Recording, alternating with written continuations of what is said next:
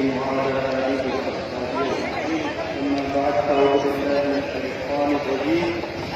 بسم الله الرحمن الرحيم. ذلك الكتاب لا ريب فيه هدى للمتقين الذين يؤمنون بالغيب ويقيمون الصلاة ومما رزقناهم ينفقون. صدق الله العظيم وصدقنا رسوله النبي الكريم. Respected scholars, dear brothers, Assalamu alaikum wa rahmatullahi wa barakatuh. To the next Jummah, and from one Ramadan to the next Ramadan, Allah will forgive the sins, inshallah, and we have the influence, we have the sadaqah, we have the praise of Hafiz Millat, alhamdulillah, praying on namaz and practice the Islam on the best way. وَمَا عَلَيْنَا إِلَّا الْبَلَاغُ الْمُبِينُ. وَالسَّلامُ عَلَيْكُم. وہ بہت بڑی موضوع نہیں ہے جب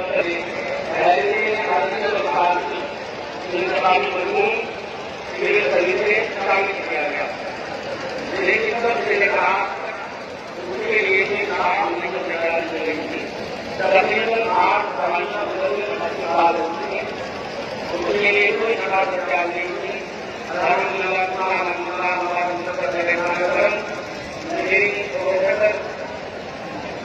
یہ ہے کہ مجھے بنانے سے خدمت کو انجام دیا اور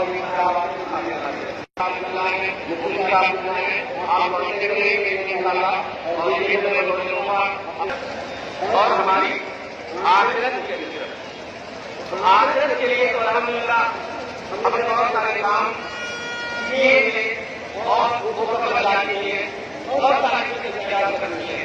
اور اگر آپ کو ریئل ڈگری اگر آپ کو کرنا ہے تو آپ کو کافی دیکھو روم اور ایران کہا جاتا ہے، دنیا میں کہا جاتا ہے. تو اتنوں کی دنیا بنی ہوئی ہمارا ہندوستان کے حافظ ملت کا یہ قول یاد رکھیں اور یاد ہی نہ رکھیں بلکہ اپنی عملی زندگی میں. ورنہ میں آپ کو ایک چیز بتاتا، آپ کی آنکھیں کھلی کی کھلی رہ جاتی اور آپ کم رہ جاتے. یہاں اہل سنت والجماعت کے لوگوں کو کتنی ضرورت ہے ادبی دنیا میں آنے کی. یونیورسٹیز اور کالج کی تعلیم کو بھی تیار کر لیں گے اور اس کی ذمہ داری لے لیں گے اور اس سے پھر آپ دیکھیں دنیا کی ساری طاقتیں مل جائیں گی لیکن ہمیں مثال ہو سکتی ہے.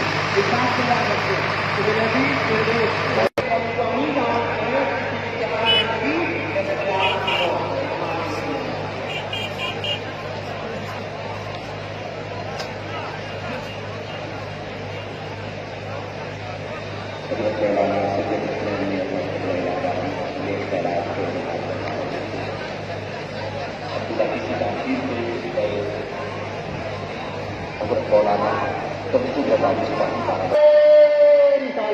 اور صحیح بیداری کے ماحول میں آپ سب احتمام کریں تاکہ جو لوگ پڑھتے کے ہیں وہ یہ محسوس کریں کہ ہم بیداری کے ماحول میں السلام علیکم ورحمۃ اللہ وبرکاتہ. نحمدہ